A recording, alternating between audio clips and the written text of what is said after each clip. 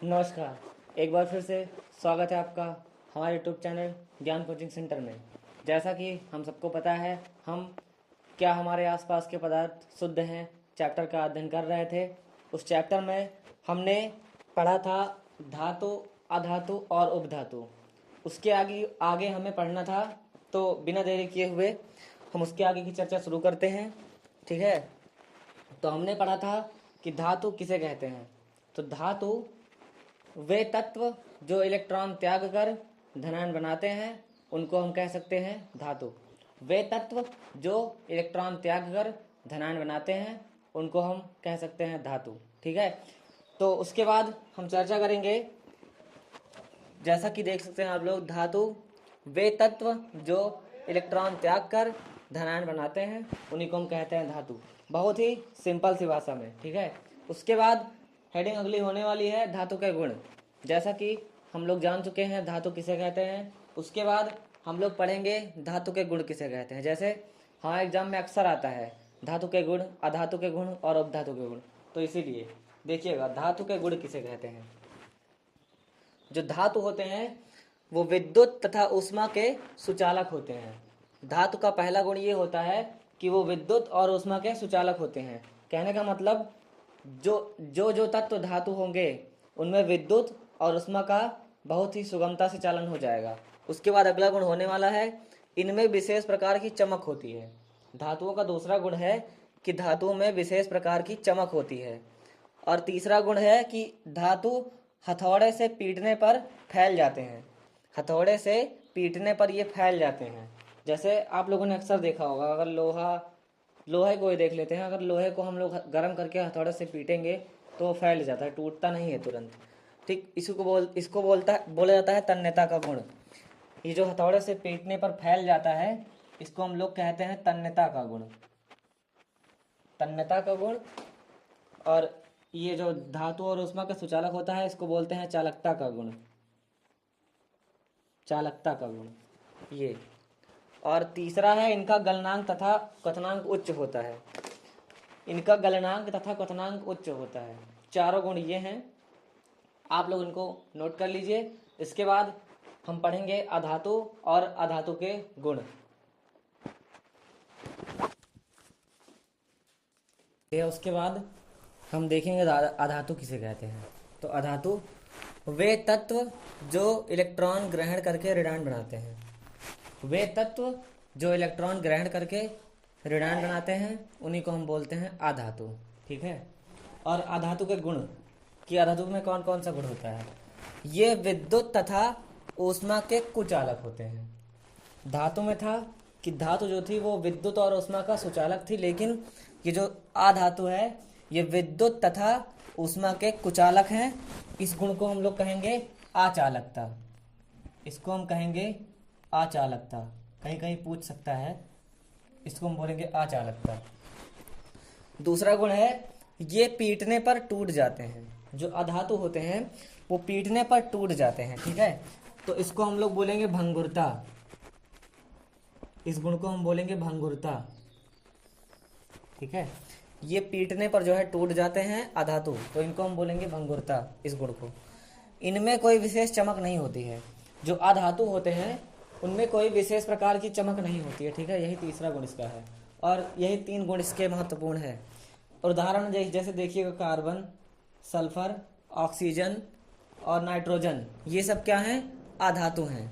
ठीक, देखिए मैं तभी पीछे भूल गया था धातु का उदाहरण लिखवाने के लिए, तो आप लोग यहीं पे लिख लीजिएगा। मतलब धातु का उदाहरण मैं लिख दे रहा हूँ।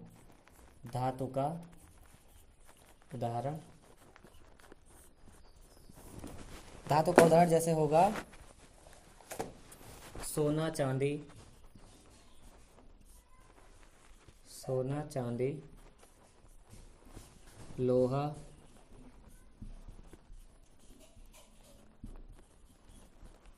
एल्यूमिनियम आदि। ठीक, ये धातु का गुण है। धातु का गुण इसको बोलेंगे। ये तभी मैं भूल गया था लिखवाने के लिए, इसको आप लोग नोट कर लीजिएगा। ठीक है, तो ये रहा अधातु और अधातु का गुण। ठीक, इसके बाद हमारी अगली हेडिंग होने वाली है उपधातु। अगली हेडिंग होने वाली है उपधातु। ठीक है, हमने अधातु भी देख लिया। उसके बाद उपधातु। उपधातु को समझिएगा कि वे तत्व जिनमें धातु व अधातु दोनों के गुण पाए जाते हैं। उपधातु को हम बोलेंगे कि वे तत्व जिनमें धातु व अधातु दोनों के गुण पाए जाते हैं, उन्हीं को क्या कहा जाता है? उपधातु। ठीक, उदाहरण इसका होने वाला है सिलिकॉन, बोरॉन, जर्मेनियम आदि। ठीक, उपधातु का गुण क्या होता है? उपधातु का गुण होता है ये अर्धचालक होते हैं। कहने का मतलब इसमें उष्मा जाती भी है और नहीं भी जाती है, मतलब कुछ मात्रा में जाती है। जैसे धातु का और अधातु का दोनों गुण है, तो इसमें गुण भी इसीलिए अर्धचालक का है कि जाती है, कुछ मात्रा में जाती है उष्मा और विद्युत। ठीक है, दूसरा गुण है ये भंगुर होते हैं। भंगुर का मतलब मैंने अभी बताया था कि भंगुर वे चीजें होती हैं जिनको हथौड़े से पीटने पर वो टूट जाएं। ठीक, तो उपधातु में भंगुरता का गुण पाया जाता है। कहने का मतलब उपधातु जो है भंगुर होती है, इसको अगर हम किसी भी चीज से पीटते हैं तो ये टूट जाएगी। ठीक है, तो ये हमारा धातु, अधातु और उपधातु तीनों चीजें सीरियल से हो गई। इसके बाद हम अगली हेडिंग लगाएंगे और पढ़ेंगे अशुद्ध पदार्थ। अशुद्ध पदार्थ के अंदर, क्योंकि देखिए हमने एक चार्ट बनवाया था, एक तरफ शुद्ध पदार्थ था, एक तरफ अशुद्ध था। शुद्ध में था तत्व और यौगिक, तत्व के अंदर था धातु, अधातु, उपधातु, ये भी हमने पढ़ लिया, हमने यौगिक भी पढ़ लिया है। और अब बारी है चार्ट के सेकंड साइड की, यानी कि अशुद्ध पदार्थ की तरफ की, कि अशुद्ध पदार्थ की तरफ हमने क्या क्या चीजें लिखवाई थी, हम उसी को पढ़ने वाले हैं। ठीक है, तो ये मैं मिटा दे रहा हूँ, आप लोग नोट कर लीजिए। ठीक है, तो हमने धातु, अधातु, उपधातु को अच्छे से पढ़ लिया। इसके बाद हम चार्ट के सेकंड साइड की बात करेंगे, जो था पदार्थ दो प्रकार का था, शुद्ध और अशुद्ध। तो शुद्ध पदार्थ में जितनी भी चीज़ें थी हमने उनको बारी बारी करके पढ़ लिया। इसके बाद हम अशुद्ध पदार्थ पढ़ेंगे। अशुद्ध पदार्थ जो होता है केवल एक ही प्रकार का होता है, जिसको हम बोलते हैं मिश्रण। मैंने अशुद्ध पदार्थ की परिभाषा शुरू में ही बता दी थी। तो अशुद्ध पदार्थ के अंदर केवल एक ही प्रकार का पदार्थ होता है, उसको हम बोलते हैं मिश्रण। क्या बोलते हैं? मिश्रण। तो समझेंगे मिश्रण क्या है। मिश्रण ऐसा पदार्थ है कि जिसमें दो या दो से अधिक तत्वों चाहे यौगिकों, मिश्रण वह पदार्थ है या ऐसा पदार्थ है जिसमें दो या दो से अधिक तत्वों या यौगिकों को किसी भी अनुपात में मिला देने से बनता है ना। जैसे हम दो या दो से तत्व चाहे यौगिक दोनों में से कोई भी चीज लेंगे और उसको किसी भी अनुपात में मिला देंगे, तो जो पदार्थ बनेगा उसी को हम बोलेंगे मिश्रण। ठीक है, परिभाषा इस प्रकार से लिखी है कि मिश्रण वह पदार्थ है जो दो या दो से अधिक तत्वों या यौगिकों को किसी भी अनुपात में मिला देने से बनता है। मिश्रण वह पदार्थ है जो दो या दो से अधिक तत्वों या यौगिकों को किसी भी अनुपात में मिला देने से बनता है। ठीक है, समझ में आ गया? उम्मीद है समझ में आ गया होगा। इसके बाद इसमें पॉइंट है कि इसके अवयवों को साधारण विधि द्वारा अलग किया जा सकता है। जैसे हमने कोई भी मिश्रण अगर बनाया है तो उसमें जितने भी अवयव होंगे, मिश्रण में यही होता है कि मिश्रण की एक क्वालिटी है कि उसमें जितने भी अवयव होते हैं उनको हम सरल विधि द्वारा अलग अलग कर सकते हैं। उदाहरण समझिएगा, जैसे जल में बालू का मिश्रण, अगर हम पानी में बालू मिला दिए, ठीक, तो पानी में बालू मिला दिए तो हम बालू को अलग अलग कर सकते हैं ना, बिल्कुल कर सकते हैं। तो इसी क्वालिटी की वजह से इसको बोला जाता है मिश्रण। ठीक है, समझ में आ गया? मिश्रण वह पदार्थ है जो दो या दो से अधिक तत्वों या यौगिकों को किसी भी अनुपात में मिला देने से बनता है, उसी को हम बोलते हैं मिश्रण। ठीक है, आप लोग इसको नोट करिएगा। इसके बाद हम पढ़ेंगे मिश्रण कितने प्रकार का होता है। ठीक है, तो मिश्रण होता है दो प्रकार का, समांगी और विषमांगी। ठीक, तो आप लोग इसको नोट करिए। ठीक है, तो इसके बाद हम देखेंगे कि समांगी मिश्रण क्या है। ठीक है, तो वह मिश्रण जिसमें एक पदार्थ को दूसरे पदार्थ में मिलाने के बाद दोनों में अंतर ना किया जा सके। ठीक, मिश्रण दो प्रकार का होता है, एक समांगी मिश्रण और एक विषमांगी मिश्रण। ठीक, तो समांगी मिश्रण हम देख रहे हैं। तो समांगी मिश्रण की वह मिश्रण जिसमें एक पदार्थ को मिलाने के बाद, एक पदार्थ को दूसरे पदार्थ में मिलाने के बाद उन दोनों में अंतर ना किया जा सके। कहने का मतलब कि उन दोनों को अलग अलग देखा ना जा सके, उसी को हम बोलेंगे समांगी मिश्रण। ठीक है, फिर से समझेंगे कि समांगी मिश्रण ऐसा मिश्रण होता है कि जिसमें एक पदार्थ को दूसरे पदार्थ में मिलाने के बाद उन दोनों में अंतर ना किया जा सके, उन दोनों को अलग अलग ना देखा जा सके, उसी को हम बोलेंगे समांगी मिश्रण। ठीक है, समांगी मिश्रण का उदाहरण जैसे होता है नमक का जल में मिश्रण। अगर हम नमक को पानी में घोलते हैं तो क्या हम नमक और पानी में अंतर देख सकते हैं? बिल्कुल नहीं देख सकते हैं, इसी बात से समझिएगा। दूसरा उदाहरण आप देखिए चीनी का जल में मिश्रण। अगर हम चीनी को पानी में घोलते हैं तो क्या हमें चीनी और पानी में अंतर दिखेगा, अलग अलग दिखेगा? नहीं ना, तो इसीलिए इसको बोलेंगे समांगी मिश्रण। अब समांगी मिश्रण के भी प्रकार होते हैं। ठीक, जैसे द्रव में द्रव अगर मिलाएंगे तो समांगी मिश्रण बनेगा, जैसे पानी में अल्कोहल मिलाने पर, है ना। द्रव में द्रव का उदाहरण क्या होगा कि पानी में अल्कोहल, ये होगा समांगी मिश्रण। अगर हम पानी में अल्कोहल को मिलाते हैं तो क्या हमें दोनों में अंतर दिखता है? नहीं दिखता है, इसीलिए इसको बोलेंगे समांगी मिश्रण। गैस में गैस का मिश्रण, जैसे सभी गैसें, गैस में गैस का मिश्रण होगा सभी गैसें। जैसे हमारे वायुमंडल में कई प्रकार की गैसें हैं, सब आपस में मिली हुई हैं ना। वायुमंडल की जो गैसें हैं आपस में मिली हैं, तो क्या हम उनमें अंतर देख पाते हैं? नहीं देख पाते हैं। तो गैस में गैस का मिश्रण भी क्या होगा? समांगी मिश्रण। उसके बाद ठोस में ठोस का मिश्रण। ठोस में ठोस का मिश्रण होगा मिश्र धातु। धातु, जैसे कई धातु मिलकर एक धातु बनाती हैं तो उसको हम बोलते हैं मिश्र धातु। तो क्या मिश्र धातु में हमें अंतर दिखता है कि हाँ इसमें ये वाली धातु मिली हुई है, इसमें ये मिली हुई है? नहीं ना, तो इसलिए ठोस में ठोस का मिश्रण भी क्या होगा? समांगी मिश्रण। उसके बाद चौथा प्रकार है ठोस में द्रव का मिश्रण। जैसा हम चीनी को पानी में मिलाते हैं, चीनी क्या है? ठोस है। चीनी क्या है? ठोस है। और पानी क्या है? द्रव है ना। जब हम ठोस में द्रव को मिलाते हैं तो क्या हमें चीनी और पानी में अंतर दिखता है? बिल्कुल नहीं दिखता है। तो हम कहेंगे कि ठोस में द्रव का मिश्रण भी क्या होता है? समांगी मिश्रण होता है। ठीक, आप लोग इतनी चीज़ें समझ गए होंगे, उम्मीद है समझ में आया होगा। आप लोग उसको नोट करिए। उसके बाद हम मिश्रण का दूसरा प्रकार विषमांगी मिश्रण पढ़ेंगे। ठीक है, ठीक है, समझिएगा। समांगी मिश्रण के बाद विषमांगी मिश्रण का।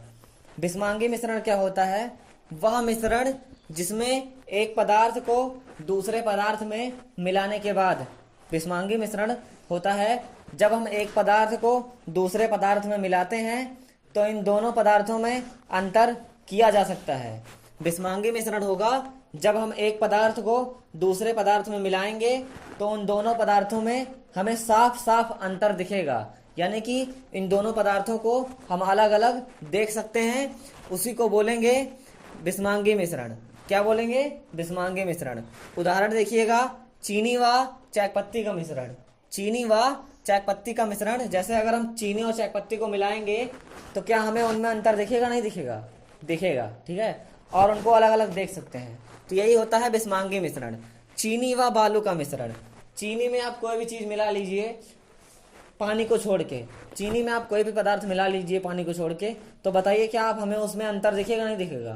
दिखेगा ना। हाँ, तो वही होता है विषमांगी मिश्रण। वह पदार्थ जिसमें वह मिश्रण जिसमें एक पदार्थ को मिलाने के बाद, एक पदार्थ को दूसरे पदार्थ में मिलाने के बाद इन दोनों पदार्थों में अंतर साफ साफ किया जा सके, उसी को हम बोलेंगे विषमांगी मिश्रण। ठीक है, उम्मीद करता हूं कि समझ में आ गया होगा। आप लोग नोट करिएगा। इसके बाद हमारी अगली हेडिंग होने वाली है विलयन।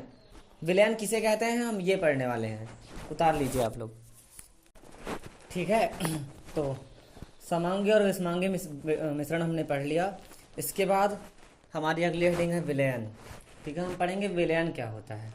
देखिए, विलयन दो या दो से अधिक पदार्थों को मिलाने के बाद जो पदार्थ तैयार होता है उसी को हम बोलते हैं विलयन। साधारण सी भाषा में, एकदम हल्की फुल्की भाषा में, दो या दो से अधिक पदार्थों का एक समान मिश्रण। मिश्रण हमने पढ़ा क्या होता है ना, मिश्रण। तो दो या दो से अधिक पदार्थों को जब हम एक समान मात्रा में मिलाते हैं, है ना, दो या दो से अधिक पदार्थों को जब हम एक समान मात्रा में मिलाकर मिश्रण तैयार करते हैं तो उसी मिश्रण को क्या कहा जाता है? विलयन कहा जाता है। ठीक, फिर से समझेंगे।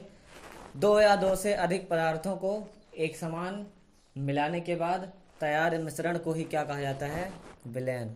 परिभाषा एकदम सीधी सादी लिखी हुई है, आप लोग याद करने में बहुत ज़्यादा समय ना लगाइएगा। दो या दो से अधिक पदार्थों का एक समान मिश्रण ही क्या कहलाता है? विलयन। एकदम आसान सी भाषा में। उसके बाद इसका पॉइंट है कि विलयन में जो एक पदार्थ दूसरे पदार्थ में वितरित होता है। ये ध्यान रखने वाली बातें हैं कि जो विलयन होता है इसमें एक पदार्थ जो होता है वो दूसरे पदार्थ में वितरित होता है, बटा हुआ होता है।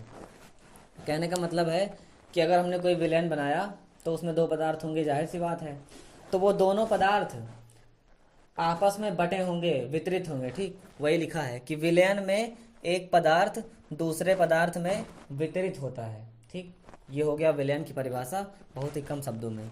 उसके बाद विलयन के दो घटक होते हैं। ठीक, ये बात बहुत ज़रूरी है जानना कि विलयन के दो घटक होते हैं। ये ऑप्शनल क्वेश्चन में पूछ सकता है। ठीक है, तो ध्यान दीजिएगा कि विलयन के दो घटक होते हैं, एक होता है विलायक, एक होता है विलेय। घटक मतलब होता है कि उस विलयन में शामिल जो पदार्थ होते हैं, जिन घटकों की वजह से वो पदार्थ बना है, वो विलयन बना है ना। तो विलयन में दो घटक होते हैं, एक होता है विलायक, एक होता है विलेय। ठीक, विलायक को समझेंगे कि यह विलयन का यह मुख्य घटक होता है।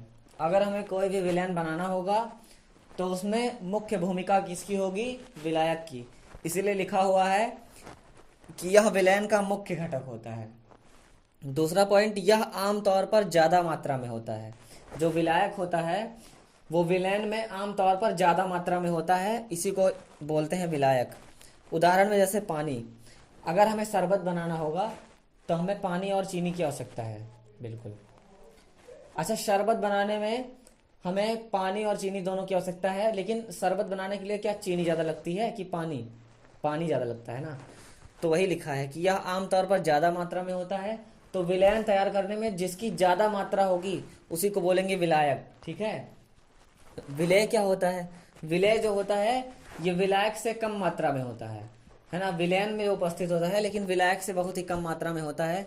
जैसा नमक और चीनी, क्या हम शरबत बनाते वक्त नमक और चीनी बराबर चीनी और पानी बराबर डालते हैं? नहीं ना। पानी अगर 1 लीटर है तो चीनी 250 ग्राम या